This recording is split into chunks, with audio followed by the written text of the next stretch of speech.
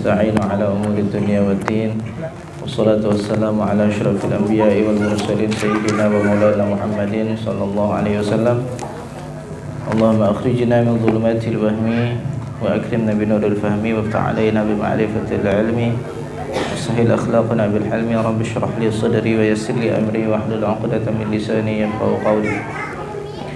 إلى حضرة مولانا رسول الله صلى الله عليه وسلم. الفاتحة. أعوذ بالله من الشيطان الرجيم. الحمد لله رب العالمين الرحمن الرحيم مالك يوم الدين إياك نعبد وإياك نستعين اهدنا الصراط المستقيم صراط الذين أنعمت عليهم غير المغضوب عليهم ولا الضالين. ونسينا علي بن عبد الله بن عبد الجبر الشهيد أبو العباس المسلم الطيب. لسيدي عبد الله بن الصديق القمار الحسن ولنا ورب رحمنا سيدنا الشيخ الفاتحة. أعوذ بالله من الشيطان الرجيم. بسم الله الرحمن الرحيم. الحمد لله رب العالمين الرحمن الرحيم مالك يوم الدين إياك نعبد وإياك نستعين اهدنا الصراط المستقيم صراط الذين أنعمت عليهم غير المغضوب عليهم ولا الضالين. آمين. يا بين أمهاتنا وجدتنا وجدتنا أستاذنا وعلمنا وزوجتنا ولنا وجماعتنا ومن أحبنا ومن نحبهم ولمن أوصانا بدعاء. ثم لجميع المسلمين والمسلمات والمؤمنين والمؤمنات الأحياء منهم والأموات. الفاتحة. أعوذ بالله من الشيطان الرجيم. بسم الله الرحمن الرحيم.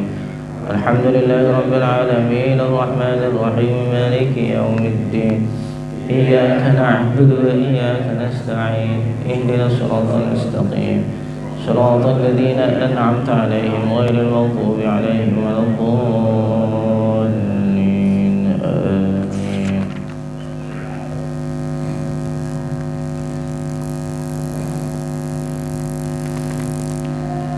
Bismillah, alhamdulillah, wassalatu wassalamu ala rasulillah Sayyidina wa maulana Muhammad ibni Abdillah wa ala alihi wa sahbihi wa mawalah wa man tabi'udah ila yaminal qaw. Amma ba'dahu. Qala al-musannif rahimahullah ta'ala min kitab sahih al-imam al-muslim lil-imam al-hafidh Abil Hujjah Abil Husaini Muslim ibn al-Hajjaj Muslim al-Qushairi an-Naisaburi rahimahullah ta'ala bi isnad al-muttasil al-masyayikhina jazallahu ala khaira jaza.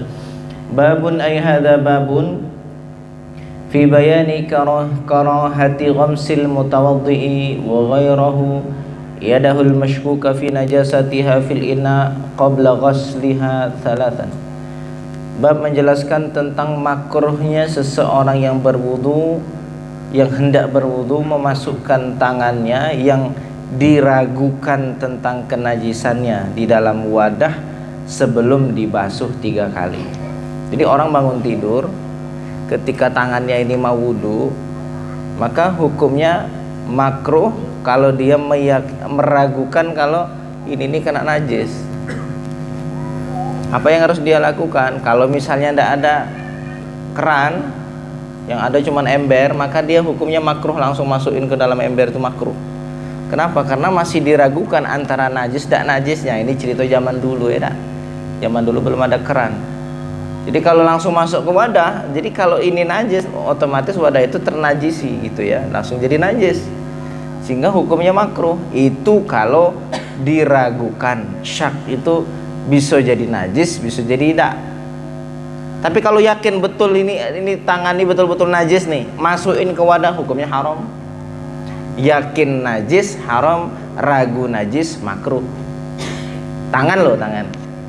Pertanyaan, kenapa kok bisa bangun tidur kok yakin najis atau ragu najis? Karena begini, kisah zaman dulu. Orang zaman dulu tuh kalau tidur di daerah yang lingkungannya panas kan berkeringat. Nah, berkeringat itu kan mesti melewati di bagian aurat. Ketika melewati di bagian aurat, mohon maaf, zaman dulu orang kalau istinja pakai batu. Batu itu menghilangkan zat najis, tidak menghilangkan bekas najis. Jadi mau kalau orang BAB itu kalau pakai batu, yang hilang tuh zat najisnya. Adapun athar ataupun bekas sisa dari najis itu masih ada sebenarnya, Pak. Walaupun nanti kita bahas itu termasuk minal ma'fuwat ya, termasuk najis yang dimaafkan. Makanya boleh istinja pakai batu walaupun ada sisa sedikit. Jadi karena masih ada sisa najis tadi, bekas. Kalau orang, mohon maaf nih, orang BAB, ya tak? Nah kita buang dengan batu. Kalau kita sekarang istilahnya dengan tisu. Maka yang tersisa adalah sisa najisnya, masih ada sisanya, bekasnya itu masih ada. Kalau kering, oke lah. Tapi saat ketika keringetan, dia keluar, keringat itu membasahi daerah najis tersebut, malam-malam tidak sadar, megang-megang aurat, terpegang tangannya. Makanya nanti dikatakan bahwa maka hendaklah seseorang itu sebelum memasukkan ke wadah tangannya, ke ember atau kemana, sebelum itu cuci dulu tangannya, di luar itu cuci dulu, karena dia tidak tahu semalam itu dia ngapain tangannya itu. Ya, jadi hukumnya makruh. Makruh kalau ragu ya, tapi kalau yakin ini tangan saya najis, masukin ke ember, nah, haram hukumnya. Ini kisah bagi orang yang ketika sebelum tidur, apa setelah tidur, bangun tidur. Babun ay hadza babun fi bayani karahati ghamsil mutawaddi wa ghairihi yadahu al-mashkuk fi najasatiha fil ina qabla ghasliha thalathan. Bab menjelaskan tentang makruhnya seseorang memasukkan tangannya ke dalam satu wadah jikalau dia ragu tentang kenajisannya. Ragu nih artinya apa? Yakin najis tidak juga, dikatakan suci tidak juga. Nah itu ragu. Kalau secara kaidah itu 50-50 lah, 50% itu ragu namanya. Kalau yakin ya tidak ada kemungkinan lain, ya cuma satu kalau yakin. Tapi kalau syak ada kemungkinan kiri dan kanan. Di sini Imam Syafi'i mengambil satu hukum. Kalau air datang ke najis, maka najis itu akan hilang dan suci. Tapi kalau najis datang ke air, maka najis itu membuat air itu jadi najis. Saya ulangi lagi ya. Dari sini mazhab Syafi'i mengambil satu hukum.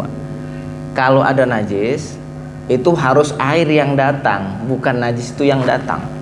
Makanya sering kita sampaikan kalau nyuci baju, jangan kayak cara zaman dulu. Saya sering nengok orang zaman dulu. Bahkan dulu ingat waktu masih di pesantren, bahkan ada senior yang masih kayak gitu caranya.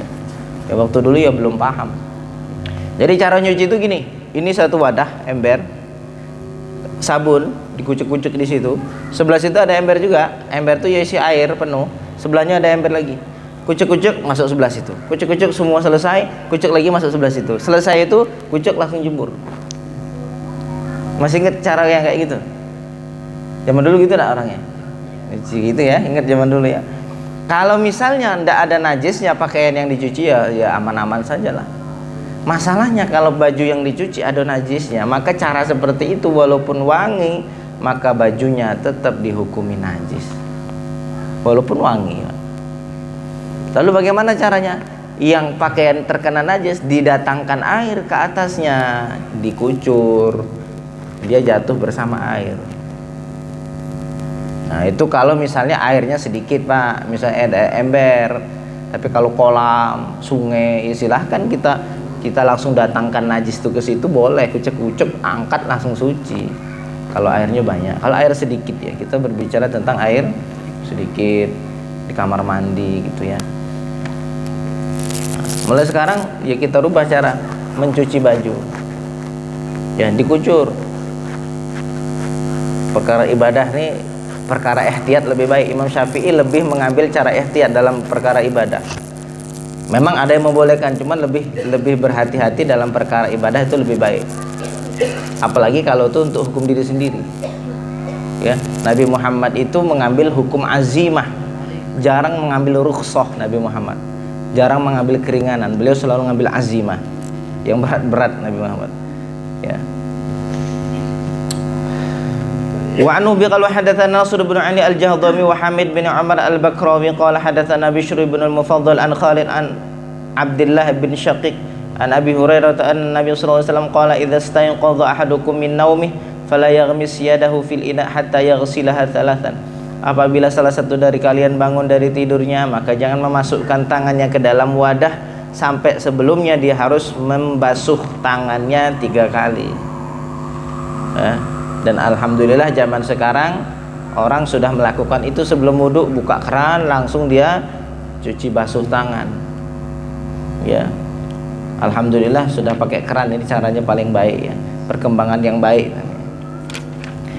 Fa innahu la yadri aina batat yadahu, karena dia tidak tahu kemana tangannya semalam itu tinggal di mana, maksudnya megang apa itu. Ini bahasa Nabi itu indah ya.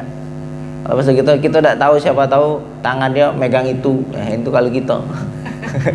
Kalau Nabi kita kan tidak tahu ya semalaman tangannya pergi kemana. Itu bahasa Nabi lembut, tapi masuk ke semuanya kan. Kalau kita ya vulgar baiklah. Siapa tahu megang tuh. Itu indah kalam Nabi SAW. Jadi dari hadis ini juga diambil satu kaidah hukum dalam mazhab Syafi'i. Apa itu? Al-madhannatu tanzilu manzilatal ma'innah. Jadi dzon atau dikirakan atau diprasangkakan dalam hukum itu mengambil hukum yakin. Contoh, seseorang yang lagi tidur, ya, ketika dia tidur sampai hilang akal, lalu ketika dia sadar bangun dari tidur, batal lah wudunya. Batal lah wudunya.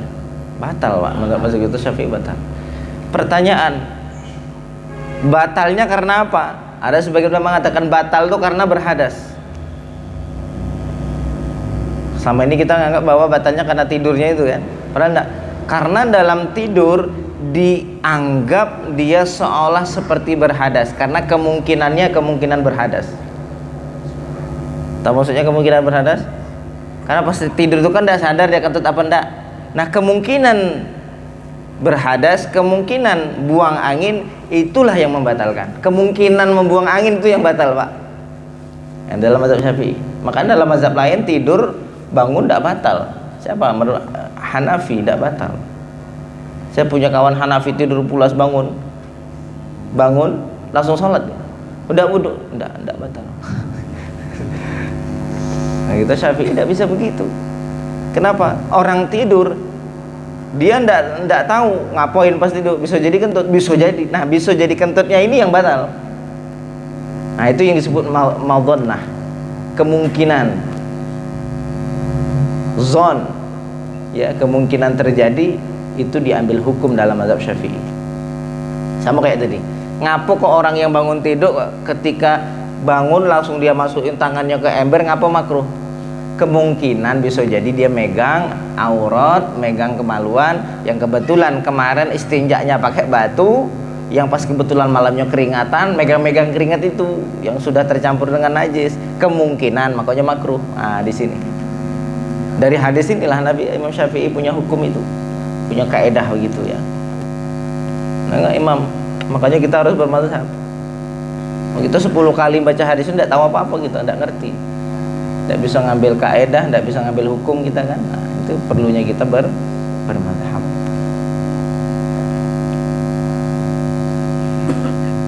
Wa anhu bi qala hadatsana Abu Quraib wa Abu Sa'id al-Ashqi qala hadatsana Waqi'ah wa qala hadatsana Abu Quraib qala hadatsana Abu Muawiyah kilahuma anil Amash an Abi Razin wa Abi Salih an Abi Hurairah fi hadits Abi Muawiyah qala Rasulullah sallallahu alaihi wasallam wa fi hadits Waqi' qala yarfa'uhu bimithli. Dari hadis ini juga kita mengambil istifadah gini, Pak.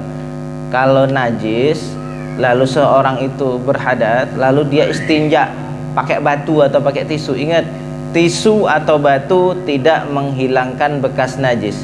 Yang dihilangkan adalah zat najis.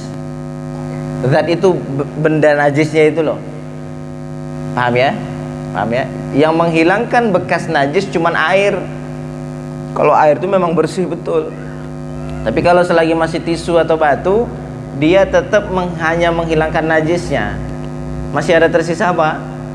Bekas dia keluar ketika diginikan, tetap masih ada itu, tetap ada, masih ada. Kalau nengok dari kaca pembesar gitu ya, pakai apa namanya ini, mikroskop, mesti ada zatnya itu. Tapi apa hukumnya? Hukumnya dimaafkan. Ingat itu, hukumnya termasuk najis yang dimaafkan. Ini menurut mazhab Syafi'i. Maka dari sini kita bisa memahami, Pak, bahwa cara berpikirnya ahli fikih dulu luar biasa ya, dah. Sehingga kita umat ini umat yang dirahmati, tidak butuh lagi nabi kita. Cukup ada satu nabi, lalu dari kualitas umatnya yang luar biasa, ulama yang luar biasa, dari satu nabi ini mencukupkan untuk sampai akhir zaman nanti. Zaman dulu tidak bisa satu umat satu nabi. Ya, satu umat satu nabi, bahkan umat kaum ini khusus nabinya beda lagi. Bani Israel dewek. Tidak bisa umatnya Bani Israel dikasih nabi yang umat lain, tidak bisa. Kalau Nabi Muhammad diutus untuk kafah keseluruhan. Dan satu syariat diutus untuk kapan? Untuk sampai kiamat. Nah, itu luar biasanya. Nah, ini. Jadi ulama, itu kata Syekh Yusri pernah ngomong begini, ulamanya umat Nabi Muhammad itu tanda mukjizat Nabi Muhammad. Jadi ulama kita ini adalah mukjizat Nabi Muhammad. Bagaimana enggak? Hadisnya terbatas tapi bisa menjawab tantangan zaman yang tidak ada batasnya, hukum itu datang. Zaman kan terus berubah nih, terus berubah, keadaan berubah, tapi dengan nabi yang satu, dengan Al-Qur'an yang satu dan hadis yang tidak bertambah, tapi bagaimana hukum terus tetap bisa menantang jawaban perkembangan zaman. Tetap bisa memberikan solusi. Nah, ini mukjizat ini, Pak. Syariat Nabi Muhammad ini mukjizat, umatnya juga mukjizat. Mukjizat siapa? Mukjizat nabinya sallallahu alaihi wasallam yang tidak dimiliki oleh umat-umat terdahulu. Wa anhu biqalu hadatsana Abu Bakr ibn Abi Syaibah wa Amr bin Naqid wa Zuhair ibn Harb qalu hadatsana Sufyan ibn Uyainah an Az-Zuhri an Abi Salamah wa qala wa hadatsani Muhammad bin Rafiq wa hadatsana Abdul Razzaq wa akhbarana Ma'mar an Az-Zuhri an Ibn al-Musayyab kilahuma an Abi Hurairah an Nabi sallallahu alaihi wasallam bimithlihi. Wa anhu biqalu hadatsani Salamah bin Syabib qala hadatsana Al-Hasan bin A'yan qala hadatsana Ma'qil an Abi Zubair an Jabir an Abi Hurairah annahu akhbarahu anna Nabi sallallahu alaihi wasallam qala idza istayqadha ahadukum falyufrigh ala yadihi thalatha marrat. Apabila salah satu dari kalian bangun dari tidurnya, maka hendaklah dirinya mencuci tangannya 3 kali qabla an yudkhila yadahu fi ina'i, sebelum memasukkan tangannya ke dalam wadah. Fa innahu la yadri fi ma batat yadahu, karena dia tidak tahu kemana semalam tangannya itu berdiam. Jadi kalau tangan suci masuk ke ember yang tidak sampai 2 kulang boleh tak? Boleh-boleh saja. Makanya ada satu cara wudhu yang kita itu bisa cara wudhu pakai ember, tidak pakai ciduk. Tangan kita ciduknya bisa, Pak, tanpa harus kita khawatir musta'mal. Bagaimana caranya? Ambil, kalau kita ngomong perkara yang wajib dulu ya, ambil air, kumur-kumurlah di situ, masukkan air ke hidung pakai air itu, tidak khawatir masuk ke situ. Kenapa? Karena itu bukan sesuatu yang najis, karena dia tidak membuat itu najis, dan tidak juga musta'mal. Ngapo? Karena ini sunnah. Yang buat musta'mal itu kan perkara yang wajib, Pak. Basuhan pertama dalam wudu dan basuhan mandi junub yang wajib, itu yang bikin air percikannya jadi musta'mal. Kalau tangan kita suci ini megang obok-obok boleh saja lah. Kalau airnya sedikit ya, kita tidak ngomong air banyak itu terserah ya. Kita ngomong air sedikit. Lalu sudah kita ngambil, nah, sudah selesai kumur-kumur, masukkan air ke hidung, kita buang airnya, istinsyaq, istinthar, kita ambil tangan, ambil air, basuh wajah. Ini wajib nih. Nah, ini usahakan jangan sampai mercik ke situ. Merciknya ke situ bikin musta'mal. Jauh, sudah sekiranya tidak netes, lalu kita buang sisa air yang tersisa. Ini juga jangan ukuran tersisa itu jangan sampai netes. Kalau basah-basah tidak masalah. Nah, ini seandainya nanti kita cuma punya 1 ember misal. Habis itu sunnah, basuh wajah sunnah, langsung belas itu, ambil air. Ini kan tadi sudah sisa tempelan basah netes tidak lagi tangan nih. Apa yang kita lakukan? Di ember itu langsung cus baliklah situ, tidak masalah. Kan basuhan sunnah. Basuhan sunnah tidak menjadikan air musta'mal. Yang kedua, yang ketiga, ini ember langsung sunnah yang kedua, sunnah yang ketiga. Nah, oke, selesai. Dah ambil air, niat nyedok. Ulama Syafi'i menyuruh kita kalau lagi nyedok air, suruh biniyatil ightiraf, niat nyedok, seolah tangan kita ini adalah alat yang dipakai untuk mengambil air. Dah ambil, niat ambil, langsung kita siram tangan wajah. Nah, ini basuhan pertama nih, wajib nih. Kalau jatuh ke situ musta'mal tuh, jauh-jauh. Ratakan, sudah sekiranya rata, tidak ada lagi yang netes, cemplungilah yang kedua, yang ketiga, walaupun airnya dikit. Yang penting yang pertama tadi jangan sampai netes sisanya. Paham ya? Nah, tinggal sisa yang kedua, tangan sebelah kiri sama. Tangan pertama, basuhan pertama itu adalah basuhan wajib yang mengangkat hadas. Jangan sampai sisanya masuk ke situ. Kalau situ masuk, jadi mustamal jauh-jauh. Nah, sekiranya masih ada basah dikit tak masalah. Yang penting jangan netes. Habis itu baru sebagian kepala, segitu juga sama kaki. Bisa kan? Cara wudhu seandainya kita mepet, cedok ndak ada, yang ada cuma seember misalnya. Nah, cara seperti itu pakai. Sesekali boleh kita pakai. Ya, untuk apa? Untuk ilmu, untuk ngulangin ilmu yang pertama. Terus yang kedua, untuk menghilangkan was-was dari diri kita. Kadang orang sudah biasa cara wudhu tertentu, kalau pakai cara lain mesti was-was. Nah, penyakit was-was ini harus kita buang. Ya. Wa anhu biqala hadatsan Qutaibah bin Sa'id qala hadatsan Al-Mughirah ya'ni Al-Hizami an Abi Az-Zinad an Al-A'raj an Abi Hurairah wa qala hadatsana Nasr bin Ali qala hadatsana Abdul Ala an Hisham an Muhammad an Abi Hurairah wa qala hadatsana Abu Quraib qala hadatsana Khalid ya'ni bin Makhlad an Muhammad bin Ja'far an Al-Ala an Abi Hurairah wa qala hadatsana Muhammad bin Rafi' qala hadatsana Abdul Razzaq qala hadatsana Ma'mar an Hammam bin Munabbi an Abi Hurairah wa qala hadatsana Muhammad bin Hatim qala hadatsana Muhammad bin Bakr wa qala hadatsana Al-Hulwani wa Ibn Rafi' qala hadatsana Abdul Razzaq qala jami'an akhbarani Ibnu Jurayj qala akhbarana Ziyad anna Thabitan maula Abdurrahman bin Zaid akhbarahu annahu sami'a Abu Hurairah fi riwayatin jami'an an Nabi sallallahu alaihi wasallam bi hadzal hadits kulluhum yaqulu hatta yaghsilaha wa lam yaqul wahidan minhum thalatha illa ma qaddamna min riwayat Jabir wa Ibn Musayyab wa Ibn Salamah wa Abdullah bin Syaqiq wa Abi Salih wa Abi Razin fa inna fi hadithihim dzikra thalathi. Babun hukmu wulughil kalbi, bab menjelaskan tentang hukum jilatannya anjing. Jelas dalam mazhab Syafi'i hukum jilatan anjing airnya najis, najisnya tingkatnya berat. Wallahu. Di sini ada perbedaan ulama ya, jadi enggak semuanya ulama berpendapat sama-sama Syafi'i. Karena dalam mazhab Maliki itu mengatakan air liurnya suci. Maliki air liurnya suci. Ketemu tak sama hadis ini Imam Malik? Ketemu, hafal.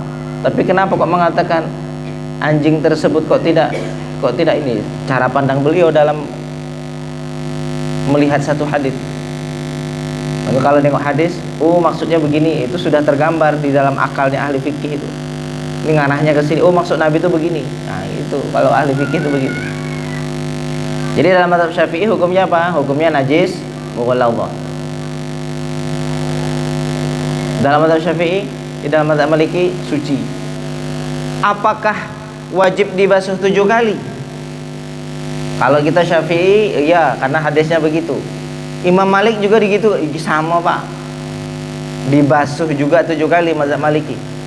Tapi alasannya bukan karena najis, tapi alasannya apa? Ta'abudi. Apa itu? Karena Nabi perintah basuh 7 kali, 7 kali. Ya perintah saja suruh 7 kali, bukan berarti ini yang dibasuh bukan berarti najis. Paham ya? Karena Nabi dalam hadis ini tidak mengatakan apabila anjing menjilat awas cepat dibasuh karena najis tuh. Tidak ada Nabi ngomong begitu. Yang Nabi katakan kalau anjing menjilat maka basuhlah tempat itu 7 kali basuhan. Nabi tidak ngomong itu najis. Cara mazhab Maliki memandang, salah satu pandangan Imam Malik apa? Bahwa anjing itu termasuk hewan yang muhtaram, yang dihormati. Nah, kita yang biasa ngaji Syafi'i ini dari dulu sampai sekarang ngaji Syafi'i mengatakan anjing itu mughalladhah, sehingga terpatri dalam akal kita nih, logika kita, tersugesti bahwa anjing itu kayak apanya. Padahal menganggap sesuatu rendah daripada dirinya itu adalah bentuk sifat kesombongan, walaupun sama anjing. Ya dah. Sampai ini kita ngaji fikih, ini najis. Najis. Rendah. Seolah-olah anjing itu kayak apa ya? Kenapa bisa ngomong begitu? Karena dulu ngalaminnya kayak gitu, Pak. Ngaji fikih, mendalami fikih. Karena tahu ini najis, jadi ya kita yang mau ibadah nih kan seolah nganggap rendah, harus dijauhi. Boleh nih kita ikuti cara Imam Malik ini, cara memandang sesuatu. Betul Allah katakan, Nabi mengatakan suruh 7 kali basuhan, tapi bukan karena dia hina, tapi bukan karena itu najis. Apa kata Maliki? Karena Nabi nyuruhnya begitu, ta'abudi. Ta'abudi itu gini, kita disuruh begini, kalian tidak tahu hikmahnya, sudah ikuti be. Bukan karena ini najis, bukan karena apa, bukan karena menjijikkan, enggak. Pokoknya kalau dijilat anjing basuh 7 kali, sudah ngikut be. Terlepas dari najis atau tidak najis, pokoknya ikut be. Nah, gitu. Ya, mungkin kalau tidak salah ada seorang yang namanya Hasan Al-Basri. Pernah suatu ketika beliau itu lewat, lalu ada anjing. Hasan Basri termasuk mazhab Syafi'i beliau. Lalu Hasan Basri tersebut mengangkat jubahnya. Diangkat jubahnya. Anjing itu ngomong, "Mengapa diangkat?" Kalau memang takut najis, gampang, nanti 7 kali basuhan, sekali dengan tanah, suci, masalah kelar. Tapi kalau engkau angkat kainmu karena engkau lebih baik dariku, engkau lebih tinggi dariku, maka najis yang ada dalam hatimu tidak bisa dicuci dengan 7 jenis air samudra. Pilih Pak. Makanya mohon maaf. Orang kalau ngaji fikih dan ngaji tasawuf bahaya. Saya katakan bahaya. Harus imbang, fikih, tasawuf terus tidak ngaji fikih bahaya, fasik Pak. Ngaji tasawuf terus tapi tidak berfikih, bahaya. Fikih tidak bertasawuf, bahaya. Kayak Nabi, syariat, hakikat. Untuk menggabungkan ada suluk, thariqah. Ya, ini ngaji fikih tentang najisnya apa, ini kadang kan memberi pengaruh ke hati ya, karena dulu pengalaman gitu Pak. Memang kalau nengok anjing itu kayaknya jijiknya kayaknya, gara-gara apa? Gara-gara memahami bahwa ulama fikih katakan bahwa anjing itu air liurnya najis. Ternyata kita nengok di mazhab lain mengatakan itu suci, dibasuh pun ya karena ngikut Nabi saja dibasuh gitu. Ibadah ta'abudi, ya, ubudiyah. Nah, ini penting Pak, ini penting sekali untuk ngelatih zahir batin kita ya, syariat hakikat kita ya. Nah, ini tentang perihal masalah mazhab. Walaupun mazhab Maliki itu banyak juga. Ada mazhab Maliki mengatakan gini, kalau anjing itu ajin yang diizinkan maka suci. Kalau anjing tidak diizinkan najis. Maksudnya diizinkan itu apa? Anjing yang dipakai untuk jaga kebun, untuk berburu, kalbul muallam kan, anjing yang terdidik ya. Terus apa lagi? Anjing yang dipakai jaga ikan misalnya. Ikan misalnya, orang itu punya usaha ikan, karena di sana Sungai Belanti banyak orang punya anjing karena jaga kolam ikan. Maka kata mazhab Maliki, anjing seperti ini suci. Sebagian pendapat Maliki, kalau misalnya anjingnya tidak dipakai untuk kebutuhan, tidak suci, najis. Misalnya cuma seneng-senengan bayi melihara anjing di rumah, maka najis ini. Ya, ada satu hadis yang mengerikan ya. Kata Nabi, siapa yang memelihara anjing bukan anjing yang dipakai untuk jaga atau untuk berburu, maka berkurang pahalanya orang itu setiap hari 2 qirat. 1 qirat sebesar Jabal Uhud. Kita melihara anjing ini tidak ada keperluan apa-apa nih, setiap hari berkurang 2 qirat. 1 qiratnya adalah sebesar bukit Uhud. 2 qirat, 2 gunung. Amal tidak sampai segitu. Apa yang terjadi ya tidak tahu lah. Hah? Sesekali nak. Kalau kita ketemu anjing kita pegang. Ikut mazhab Maliki. Dalam rangka apa? Menjernihkan hati. Yang menjernihkan hati. Yang mungkin selama ini pernah menganggap anjing, engkau lebih rendah dariku. Lisanul hal ngomong begitu, hatinya ngomong begitu, ke hati paling kecil ngomong begitu. Ada orang butuh latihan kayak gitu Pak. Tapi hati-hati jangan digigit rabies.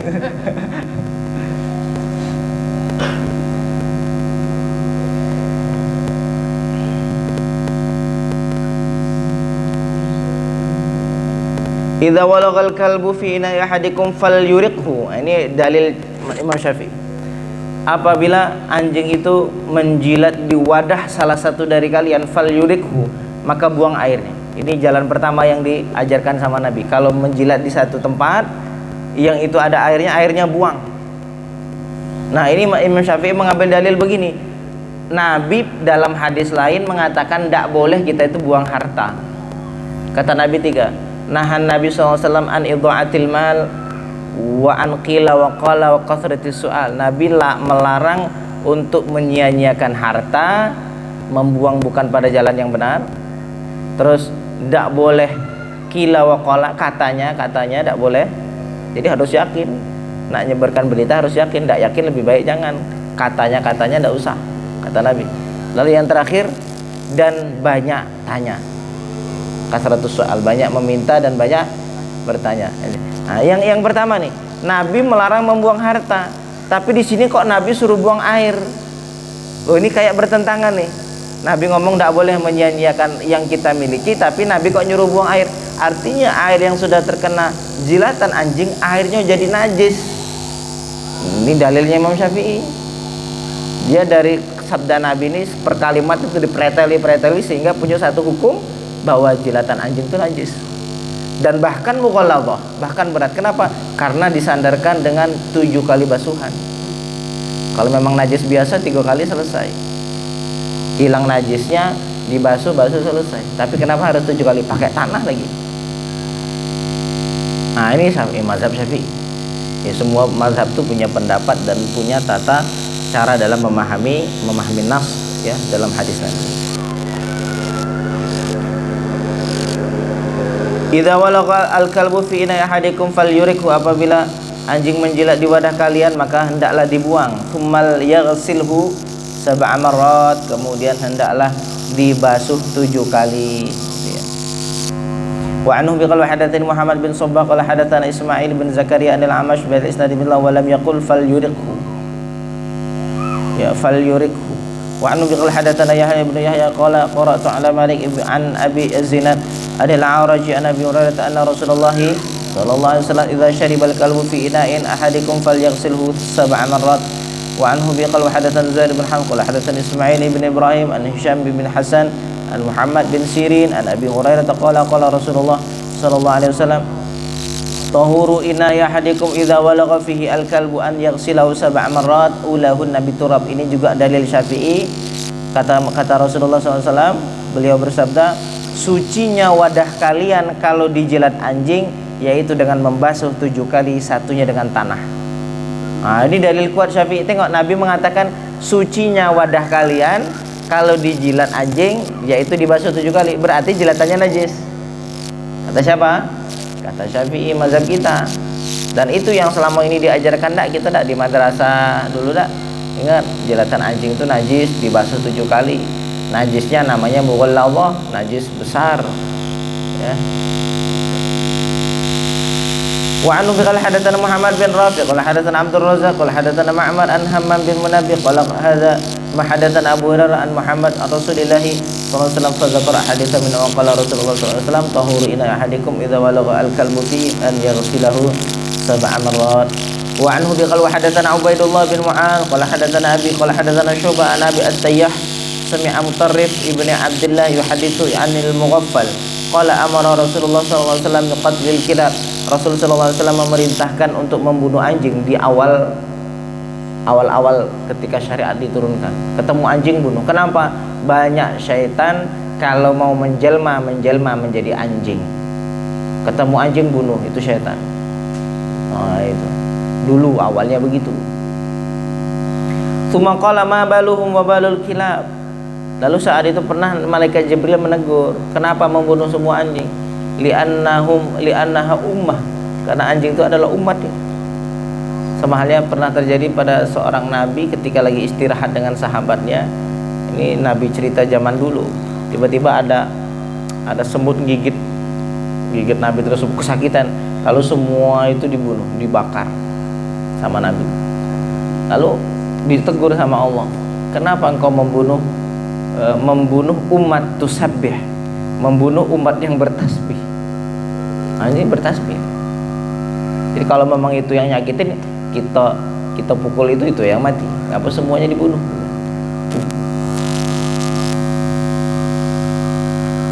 Tsumma rakhasa fi kalbi saydi wa kalbil ghanam. Kemudian setelah itu Nabi Muhammad SAW memberikan keringanan untuk boleh memelihara anjing yang digunakan untuk as-sayd, untuk mengembala, wa kalbil ghanam, dan anjing yang dipakai ngembala kambing. Untuk berburu sama ngembala kambing boleh kita melihara anjing untuk itu.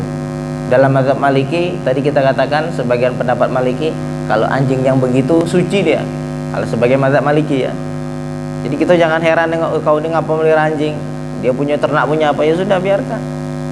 Sebagian mazhab ada yang mengokohkan itu. Jangan pula kita heran ngapa tuh orang tuh punya anjing, sering itu cepat komentar gara-gara kemarin ngaji bahwa najis anjing itu bukan Allah ya. Ini pengaruh nih ke dalam hati kita. Wa qala idza walaqal kalbu fil ina faghsilu sab'a marrat. Dan Nabi SAW bersabda, apabila anjing menjilat di wadah kalian maka basuhlah 7 kali, wa afruhu thamina fit turab, dan berikan yang ke-8 dengan tanah. Jadi sekarang apakah boleh seseorang membunuh anjing? Tidak boleh, kecuali dalam mazhab Hambali anjing hitam pekat ya, anjing hitam pekat tidak ada warna lain itu boleh dibunuh. Karena setan biasanya kalau nak nyerupai anjing yang begitu, pokoknya hitam dari kepala sampai tidak ada sedikit warna lain. Nasah itu anjing tadi nyerupai makhluk jelmaan ya, iblis menjelma, syaitan menjelma dalam bentuk anjing seperti itu. Dalam mazhab kita Syafi'i, kalau anjing gila bunuhlah laju, tidak usah ditunggu-tunggu. Kenapa? Karena gigitannya rabies. Dia pun tidak tahu memilih mana yang nak digigit, mana yang tidak. Semua ditengok digigit semuanya. Maka pas kita tengok boleh kita bunuh. Cuman tengok jangan sampai peliharaan orang, anjing mahal kagak dilaporin sama orangnya. Nah jadi kalau ketemu anjing gila boleh, sama anjing yang warna hitam utuh itu juga boleh. Itu pernah nengok anjing itu hitam, tengok-tengok, oh ada putihnya sedikit di sini, nempel di sini dikit putihnya, waduh selamat aja. Waktu itu pernah sudah siap-siap membunuh kan, ngamalin aja di sini pak, wah ini jelmaan setan, tengok ada ininya, ada putihnya di sini, bagian bawah. Wa anhu biqal hadatsani Yahya bin Habib al-Harithi wal hadatsana Khalid yani ibn al-Harith hawa qala wa hadatsani Muhammad bin Hatim wal hadatsana Yahya bin Sa'id hawa qala wa hadatsani Muhammad bin Walid wal hadatsana Muhammad bin Ja'far kullu an Syu'bah fi hadzal isnad bi ghayra anna fi riwayat Yahya ibn Sa'id fi ziyadati wa rakhasa fi kalbil ghanami wa sayd wa zar'i wa laysa dzakara az-zar'a fi riwayati ghairu Yahya. Lalu apa hukum tubuh anjing? Kalau tadi kan kita berbicara tentang air liurnya, sekarang badannya. Imam Syafi'i sama keras dalam perkara ini. Kalau badan anjing basah nyentuh kita, sama kita basuh 7 kali. Ataupun badan kita yang basah nyentuh anjing, badannya sama kita basuh 7 kali. Tapi kalau kering sama kering ini yang enggak najis ya. Tangan kita kering dan badan anjing itu kering, kita pegang, boleh, tidak masalah. Berdosa tidak berdosa ya, kayak pegang binatang lain, kayak pegang kucing itu boleh kan. Yang kita hindari kalau dia basah badannya dan tangan kita basah atau tangan kita basah itu, maka sebenarnya bukan dosa, tapi kita ya harus repot dengan 7 kali basuhan. Yang itu gak masalah. Nah, yang tidak boleh memelihara anjing. Memelihara anjing di rumah karena malaikat dia tidak mau masuk ke dalam rumah yang ada anjingnya. Malaikat Jibril pernah duduk di luar rumah Nabi, mau masuk dan jadi mau masuk ketemu sama Nabi. Akhirnya ketika Nabi mau keluar rumah, ngapa tidak mau masuk? Itu di belakang, di bawah kasurmu ada jarwun. Jarwun itu anjing kecil. Ada anjing kecil di bawah kasur Nabi SAW. Tidak bisa masuk, tidak mau masuk. Ya, karena begitu ya kan, tidak mau masuk. Begitu juga yang keluar dari tubuh anjing pipisnya, kotorannya tersentuh 7 kali basuhan. Jadi air liurnya, badannya, dan semua yang keluar dari tubuh anjing dihukumi juga hukum babi sama, 7 kali basuhan, salah satunya dengan tanah. Ya, wallahu a'lam bishawab, walhamdulillahirabbil. Kalau ngaji fikih versi hadis itu kayak gitu, Pak. Kita ya menyebut pendapat lain dan bagaimana ulama ini bisa membuat satu hukum dari hadis, ya.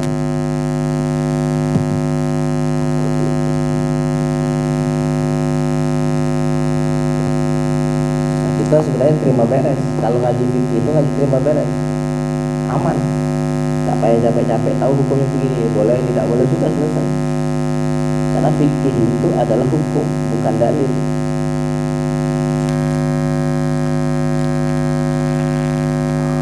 Ya, maksudnya bukan dalil Al-Quran, ya, tidak ada kutipan Al-Quran atau hadis. Bismillah, alhamdulillah, wassalatu wassalamu ala rasulillah Sayyidina wa maulana Muhammad ibn Abdillah wa ala alihi wa sahbihi wa man walah wa man tabi'ahu ila yaumin alqaw, amma ba'dahu. Qala al-musannif rahimahullah ta'ala wa hada man nafa'ana bihi wa bi'arudhi da'urin amin min kitab Qasaisul Ummatil Muhammadiyah ya Abu Sayyid Muhammad Alawi al-Maliki rahimahullah ta'ala wa nafa'ana bihi wa bi'arudhi da'urin amin. Masih tentang keutamaan melakukan kebaikan kepada muslimin dan menunaikan hajat al-malbusin, orang-orang yang susah, ya, masih tentang itu. Wa min dzalika, dan termasuk dari keutamaannya, anna fi'lal ma'ruf wa afdhalus shadaqah, sesungguhnya perbuatan baik kepada orang itu adalah seafdal sedekah. Kama jaa fil hadithi an Samurah bin Jundub radhiyallahu anhu qala Rasulullah sallallahu alaihi wasallam, afdhalus shadaqati shadaqatul lisan, seafdal sedekah itu adalah sedekah lisan. Qila ya Rasulullah, wa ma shadaqatul lisan? Apa itu ya Rasul sedekah lisan? Qala asy-syafa'ah, seseorang memberikan pertolongan kepada orang lain dengan syafaatnya, membantu orang, menunjukkan orang yang tidak tahu. Tafukku bihal asir wa tahkinu bihad dam, yang dengan lisannya itu bisa membebaskan orang yang tertawan dan juga bisa membebaskan orang dari lumuran darah. Sedekah lisan. Wa tajru bihal ma'ruf ila akhika, dan juga engkau memberikan kebaikan kepada saudaramu, wa tadfa'u anhu karihatahu, dan engkau menolak kesusahannya. Itu seabdal sedekah. Wa yashhadu li hadzal hadits ma jaa fi istina'il ma'ruf lil kharaiti an Samurah bin Jundub marfu'an, ma min sadaqatin afdal min sadaqatil lisan, tidak ada sedekah yang lebih afdal dari sedekah lisan. Kita lisan ada sedekahnya, Pak. Sebagaimana wajah ada sedekahnya. Sedekah wajah adalah senyum. Qala wa kaifa dzaka ya Rasulullah, bagaimana itu ya Rasul, kok ada sedekah lisan? Qala asy-syafa'atu, ya, dia adalah syafaat, tahkidu atau menolong, ucapan yang menolong. Ya, kalau kita katakan syafaati kami ya Rasul, artinya tolong kami ya Rasul. Khusus bahasa kita syafaat adalah pertolongan nanti di hari kiamat. Tahkidu bihadam, yang dimana syafaat itu bisa membatasi darah keluar. Ya, dengan ucapan lisan akhirnya tidak jadi orang bertinju, tidak jadi orang berbunuhan. Apa ada istilahnya apa? Islahu dzatil bain, mendamaikan orang dengan lisan. Jangan makin di mana-mana sih Jokowi yang kau terus laju lah. Apa lagi? Malam gila, kau jangan tunggu besok. Nah, itu iya tuh bilang. Siapa namimah, ngadu domba. Hukumannya apa? Disiksa dikubur. Sebelum di neraka sudah disiksa orang begitu. Nah, jadi kita sebagai orang yang membuat kondisi makin rusuh, ya. Tahkinu bihadam wa tajru bihal ma'ruf ila akhar, dan engkau memberikan kebaikan kepada orang lain, wa tadfa'u bihal makruh an akhar, dan engkau menolak hal-hal yang sukar dari orang yang lain. Wa min dzalika anna ahlal ma'ruf hum mafatihul khairi, sesungguhnya orang-orang baik, orang-orang yang memberikan kebaikan kepada orang lain, mereka adalah kunci-kunci kebaikan. Fatuba lahum wa husna ma'a, maka beruntunglah bagi mereka dan sebaik-baik tempat kembali adalah sebagai orang yang baik. Ja'a fil hadits an Ibnu Abbas radhiyallahu anhu qala Rasulullah sallallahu alaihi wasallam qala Allah azza wa jalla, Allah subhanahu wa ta'ala berfirman, anallah qaddartul khaira wasyarra, saya adalah Allah. Nah, dia ngomong ana itu ya Allah, memang dia zat yang mutlak. Kalau kita ngomong ana siapa? Makanya kalau kita ngomong saya mau pergi itu sambil mikir kita tuh, hati kita ana maksudnya siapa, bukan ana secara kepemilikan mutlak. Makanya di dalam Al-Quran itu Allah menyinggung begitu, wala taqulanna li syai'in inni fa'ilun dzalika ghadan illa yasha Allah. Jangan kau katakan saya akan melakukan besok, kecuali jika Allah yang menghendaki. Maksudnya apa? Besok insya Allah, jangan sampai tinggal insya Allah. Kalau tinggal bahaya, menuhankan diri, ya, menuhankan diri. Orang jahil mengatakan saya besok nak melakukan ini. Orang makrifat mengatakan apa yang Allah lakukan untukku besok. Sudah berbeda. Orang jahil ngomong apa? Besok saya mau ginian. Itu orang jahil. Orang makrifat ngomong apa? Apa yang akan Allah lakukan kepada saya besok?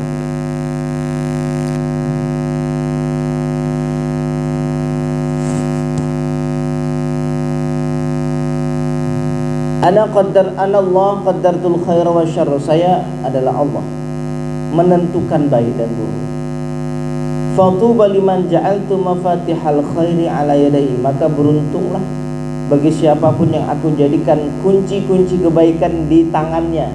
Apa wasilah kebaikan melalui tangannya? Ingat, kebaikan itu kebaikan Allah. Kalau Allah kasih kebaikan, ya memang kebaikan Allah. Yang beruntung kalau kebaikan itu lewat tangan kita. Ingat ini. Jadi saat ketika ada suatu kebaikan yang kita lakukan, nolong orang atau apa, ingat, yang kita syukuri bukan apa yang kau lakukan dari kebaikan. Yang kau syukuri, ya Allah, engkau menjadikan tanganku sebagai wasilah kebaikan. Ini adab nih dari Allah ajarin ke kita ini, sehingga kita nggak pernah merasa punya jasa kepada orang lain. Guru punya santri tidak pernah merasa punya santri pernah ngajarin minterin orang, tidak pernah.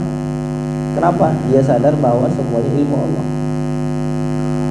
Yang dia syukuri adalah alhamdulillah, perantara wasilah yang Allah anugerahkan lewat tangan al-fakir.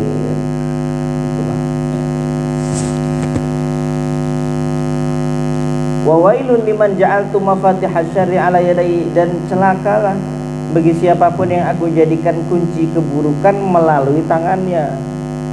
Hal-hal buruk lewat wasilahnya. Waliyadzubillah. Ya, waliyadzubillah. Ja'a fi sunan ibni Majah min hadits Sahal bin Sa'ad As-Sa'idi radhiyallahu anhu marfu'an, inna hadzal khaira khazain, sesungguhnya kebaikan ini memiliki beberapa gudang. Litilkal khazain mafatih, bagi gudang-gudang kebaikan itu ada kuncinya. Fatuba li'abdin ja'alahu Allah miftahan lil khairi mighlaqan lisyarri, maka beruntunglah bagi seorang hamba yang Allah jadikan dirinya sebagai kunci kebaikan dan penutup bagi keburukan. Otomatis kalau orang sibuk dalam baik mesti menutup pintu buruk, Pak. Jadi keberuntungan kita yang ngaji malam hari ini apa? Yang jelas malam ini di detik-detik kita ngaji, kita tidak melakukan maksiat. Minimal tidak maksiat Allah. Nah, kalau kita tidak ngaji belum tentu. Entah apa gawe nengok di Facebook apa, entah itu gawe nengok di TV apa, entah itu cerita sama kawan. Minimal berapa jam kita ngaji nih, kita tidak cerita apapun kecuali dengar pengajian, ngobrol juga tidak. Kalau di rumah, nah, entah apa yang terjadi, ya, bisa jadi maksiat. Nah ini, wa wailun lil 'abdi ja'alahu Allahu mighlaqan lil khairi, dan celakalah bagi seorang hamba yang Allah jadikan dirinya sebagai penutup bagi kebaikan dan bintahan lisyarri, dan menjadi pembuka bagi keburukan. Waliyadzubillah. Wa min dzalika anna sana'i'al ma'ruf tahfadzul 'abdu minal afati wal 'awarid wa tarfa'u syarra wal bala. Sesungguhnya perbuatan-perbuatan baik kepada orang lain itu menjaga seorang hamba dari penyakit, daripada bala, dan hal-hal buruk dari kejahatan dan ujian. Jadi salah satu daripada kunci supaya diri kita terjaga dari bala apa? Sering-sering berbuat baik kepada orang lain. Maka itu bagian daripada wasilah tolak bala. Jadi kalau tolak bala, selain dari doa yang kita panjatkan, apa? Baiklah kepada orang, tolonglah kesusahan orang, maka Allah akan lepaskan kita daripada keburukan dan bala yang terjadi.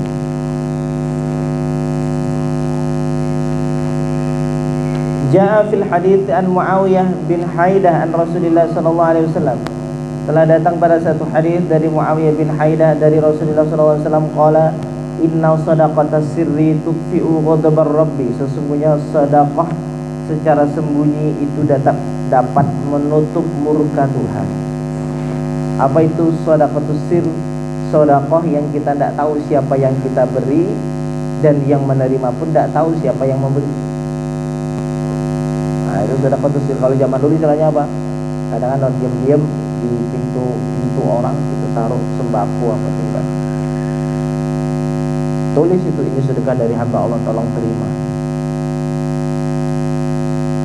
Dia tidak tahu siapa yang ngasih, jadi dia tidak merasa punya jasa sama orang lain. Itu sedekah sir. Atau titipin ke orang, ataupun kita jalan naik motor pagi-pagi ini, ada kita pakai masker, pakai helm kan, tiba-tiba ada orang yang di pinggir jalan, ataupun dia lagi nyapu-nyapu jalan, mestilah sah kita tahu berapa gaji bulanan, tidak cukup, pasti duit 20.000 tinggal. Habis itu kita tidak tahu siapa yang kita kasih tadi, rumahnya di mana, siapa namanya, tidak tahu. Nah, itu sedekah sir. Sedekah yang murni ikhlas. Sedekah yang murni kita tidak tahu lagi pamrih itu. Nah, itu dapat menutup murka Tuhan. Makanya gini, kalau kita habis melakukan dosa maksiat, cepat-cepat sedekah, biar murka Allah tidak jadi turun. Sesegera mungkin cari orang untuk terima sedekah itu, jangan sampai azab itu turun. Karena benar orang ketika maksiat itu sebenarnya murka Tuhan itu sebenarnya tidak turun. Ya, bala itu tidak turun. Tutup dengan sedekah. Makanya ada istilah apa orang zaman dulu, kalau ada orang berzina di satu kampung, orang yang berzina suruh apa? Nebus. Apa yang ditebus? Sapi. Kalau dia itu sudah menikah, berzina di satu kampung. Kalau belum menikah, masih bujang, masih gadis, kalau dia berzina, apa hukumannya? Kambing. Itu dah. Ada masih di kampung gitu. Masih ya. Nah, itu bagus. Dalam rangka apa? Supaya kampung itu tidak diturunin bala. Ayo, yang kamu yang melakukan dosa cepat kamu sedekah sebelum bala itu turun. Nah, itu. Malah ada orang ngomong begini, Pak Ustaz ngomong gini, tidak boleh itu makan itu sapi, itu kambing tuh. Itu kambing dihasilkan dari zina itu. Jadi tidak boleh dimakan, Pak. Jadi ada satu kampung, tiba-tiba ada ustadznya ngomong gini, tidak boleh ada orang zina, kok orang yang berzina itu dia suruh sedekah kambing itu tidak boleh, kamu tidak boleh makan kambing itu, kamu kambing itu kambing zina itu, kambing zina, kambing bisa berzina, tidak ada hukumnya. Jadi sekampung itu tidak ada yang berani makan. Akhirnya ada salah satu pesantren di situ, komunikasi juga kan, apa gimana, oh makan lah kalau tidak terbawa ke sini. Akhirnya dimakan di pondok itu, dimakan. Orang kampung itu tidak makan lah, takut. Padahal itu adat itu dari dulu, Pak. Dari sudah menjadi satu apa ya, menjadi satu undang-undang di desa itu. Dari dulu orang biasa kalau sudah melakukan zina itu mesti ada denda ini, dimakan sekampung. Saat ketika ada fatwa itu tidak jadi dimakan. Akhirnya hilang, sedekahnya hilang. Akhirnya apa? Mengundang bala. Inna shadaqatus sirri tudfi'u ghadabar rabbi. Sesungguhnya sedekah secara sembunyi menutupi murka Tuhan. Wa inna sana'i'al ma'ruf taqi masari'as su'. Sesungguhnya perbuatan-perbuatan baik kepada orang itu dapat menghalangi daripada hal-hal buruk yang datang. Wa inna silatar rahim tazidu fil umri wa tanfil faqra. Sesungguhnya silaturrahim itu menambah umur dan menghalangi kefakiran. Nah, kalau tidak mau mengunjungi saudaranya, itu pemicu kefakiran. Orang sering senang datang, senang nyambung, mesti rezekinya lancar. Boleh diuji, boleh ditengok. Tapi yang tidak suka begitu, tengok rezekinya sempit. Ya. Menambah umur. Apa maksudnya nambah umur barokah? Karena itu yang saya yakini Pak, memahami. Maksudnya gini, silaturahim nambah umur, ini nambah umur. Maksudnya Pak, nambah umur itu jadi barokah. Sedikit tapi bernilai. Imam Syafi'i itu panjang umurnya sampai sekarang. Kita tadi sholat itu pahalanya ngalir ke Imam Syafi'i. Karena ijtihad beliau kita bisa sholat pakai cara itu kan. Kalau tidak ada ijtihad beliau, kita tidak tahu cara sholat maghrib itu kayak mana. Nabi memang ngomong, sholatlah seperti aku sholat, cuman kita tidak pernah lihat Nabi. Tidak. Dari mana tahu? Kita ngaji itulah. Ngaji mazhab Syafi'i begini, cara Maliki begini dan Maliki. Ngalir. Umurnya 54 sampai sekarang hidup. Panjang enggak namanya? Panjang. Jadi panjang umur itu bukan 100 tahun, enggak betah Pak. Makan ini enggak enak, jalan enggak enak, tegak enggak enak, baring enggak enak, duduk enggak enak, selonjoran enggak enak. 100 tahun sudah. Tidak? Betul enggak? Enggak betah juga hidup di dunia. Mentok-mentok kita tuh betah hidup di 70-80 tahun. Selesai itu sudah. Pengen juga kembali ke Allah. Ya. Lagi orang itu beriman.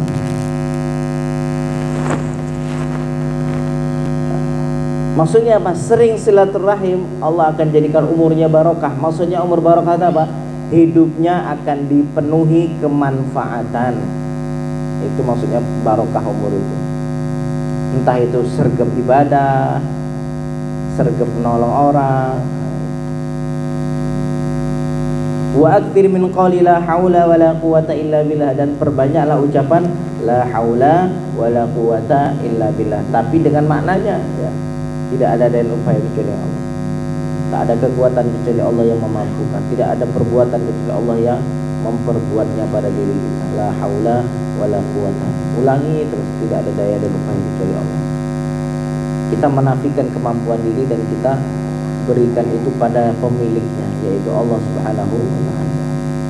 Fa innaha, sesungguhnya la haula wala quwata illa billah itu kanzun min kunuzil jannah, satu perbendaharaan dari perbendaharaan surga. Jadi bendahara surga itu maksudnya lewat pintu la haula wala quwata illa. Maknanya termasuk la ilaha illallah. Wa inna fiha syifaan min kulli da, sesungguhnya itu menjadi obat dari seluruh penyakit. Adanaha alham, serendah-rendah penyakit yang akan dihapuskan oleh ucapan la haula wala quwata illa billah ada alham, kegelisahan. Orang tuh gelisah itu ngapo Pak? Satu masalahnya, dia merasa punya cita-cita dan akan menggapainya itu dengan kemampuannya. Bisa dak aku ya? Bisa dak? Ya wajar lah gelisah Pak. Betul lah? Bisa dak aku ya? Bisa dak aku? Gelisah dia, gelisah. Bisa dak ya? Bisa dak ya? Coba la haula, kita memang tidak mampu. Seandainya nanti Allah akan berikan, berarti memang murni Allah yang memampukan. Itu la haula, tidak ada daya upaya kecuali dengan Allah. Pasrahin semua. Ini santri yang dipasrahin ya. Ini ngomong sendiri ini. Sudah ini harus pasrahin, Allah yang punya semua ya. Ini ucapin la haula wala quwata illa billahil aliyyil azim. Tidak ada daya dan upaya kecuali Allah. Apapun ada kelebihan Allah, apapun ada satu kemanfaatan Allah, Allah, Allah. Tidak ada daya dan upaya kecuali Allah, Allah.